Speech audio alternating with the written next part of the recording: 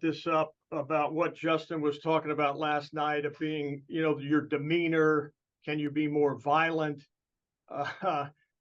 If I feel like you either have a mean streak or you don't. I mean, I know what I can do to get my brother all worked up, etc. But can you artificially motivate a guy like that or get somebody to take on a different mindset as a coach? Can you manipulate that, I guess? Well, I think everyone, can always get pushed to do better in all those areas. The way the game of football is played. So that's a reiteration of, my message all week is just keep pushing and we're all going to play fast and violent and, with high intensity and, everything's getting ratcheted up this week. It's just the way it goes. And so, we're all pushing, to get the most out of our players and maximize our players. I mean, that's what it comes down to because, that's just echoing kind of the message all week and we're pushing hard towards that. And that's not different than any other week. It's just, we're swinging as hard as we can. Thanks. All righty, we'll go next to Nathan Baird, Cleveland. Hey, Ryan, as you were doing your due diligence, I guess, sort of around the Woody and throughout the whole program as it related to Kyle, what was the most important, maybe non-football thing that you learned about him that gave you confidence that he was the guy? I think the team and the players having, faith and belief in him, seeing his leadership and seeing what he does, around the Woody with some of the players. I think he's done a nice job in before games, in the off season of having a voice. And that's been good. He's put a lot of work in by himself in the film room. So those are all good signs as a quarterback. All right, Dan Hope, 11 Warriors, you're up. Ryan, are you expecting Josh Proctor to be available on Saturday? And what's the plan at free safety for this week? Yes. Yeah, he'll be available and he'll play a lot. He'll be there and we'll still rotate guys, but Josh will be there and he'll plan on starting as far as I'm at this point. All righty, we'll go next to Austin Ward. Austin, go ahead.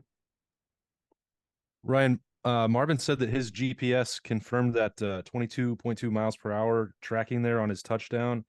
We don't often talk about him as like being a burner or straight line speed. Does he not get enough credit for that? He has top end speed. He does. I mean, when he decides to really open it up on big plays like that, he can go for sure. I don't know, what his 40 time would be right now, but yeah, I mean, he's got the speed and the quickness that, many of the elite guys have had. All righty, we'll go next to Joey Kaufman, Columbus District. Ryan, that was the most we got to see out of Jahad Carter last Saturday. I know he's had some bumps and bruises, just injury-wise, since he's come. But just getting an extended look, what did he show you guys? Kind of filling in for Josh and Malik. Yeah, I think he's getting his feet back underneath him, and the more he plays now, that was his first game in the Horseshoe. First game as a Buckeye, really, where he played significant time, and so that's a starting point. It's a jumping off point. Now, where it goes from there, that's going to be up to him. He watched the film and knows that there's areas that we got to improve on, but there was some good things there as well. So he'll keep growing. He'll continue to have opportunities, and he's had opportunities this week and done some good things. He's pushing, so we'll keep going on it. We know that there's talent there because we saw it when he was at Syracuse, and so now he's getting a better feel for this defense, and hopefully he'll take the next step as well this week. Alrighty, next up we'll go to Doug Lamarice, Rivals and the Kings of Columbus. Ryan, you mentioned on the radio show the need and the expectation to get 4 yards on each run play. Do you have like a number or a stat that of like if we need to get at least 4 yards, 70% of the time or 80% of the time to succeed, or if not, like just what's the feel in the game of when you are consistently getting 4-yard chunks versus when you're not? Yeah, those are run efficiency numbers. Of you get 4 yards on first down, or second down. And then if you convert on third down in a short yardage situation, we don't really tie into it if it's like a third and extra long. Now in the red zone, it's a little bit different because, if you're on the 7-yard line, a gain of 2, we say, almost counts for 4 because it's harder to get runs down. Everything's condensed. So but we're trying to be efficient on every single play. I mean, there's no limitation on where we need to be. We want to be efficient in every run that we have. But because I think, sometimes you say, well, we ran this play, 5 times and our average was, 6 yards a carry. 4 of them weren't efficient, but 1 went for like 60. Now that's good too. That's good. But we're looking for efficiency in a run game and the higher the number, the better, just like completion percentage. Thanks.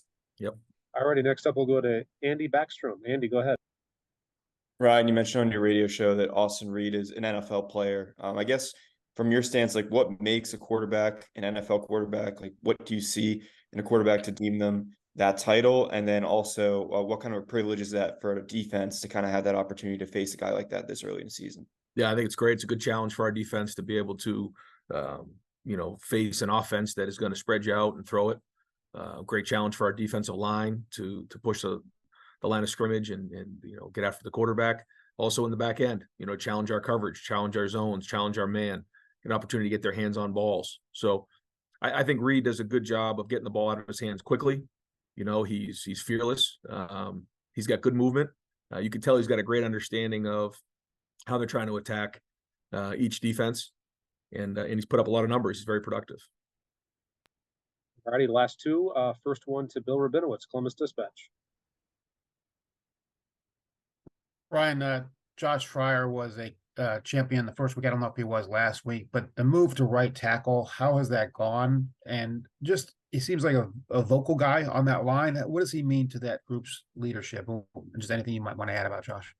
Yeah, well, I think he hasn't started, very many games, but I think that's the next progression for Josh is to start taking that leadership role because he does have those attributes about him, like you're mentioning. So, it's a little bit harder when you haven't played a bunch to take that role, but now he's starting to get some of these starts under his belt. And so we're going to need that. Going to need him to play veteran as we get into the meat of the season, but also take a veteran role. Matt Jones has been around for a while. He's not real vocal, but he's done a good job of leading in his own way. Donovan's played, but I think Josh has a chance to be a leader and be that voice that we're going to need, when we get into these very, very competitive environments. Thanks. Yep. And finally, we'll wrap it up with Tim May. Tim, go ahead.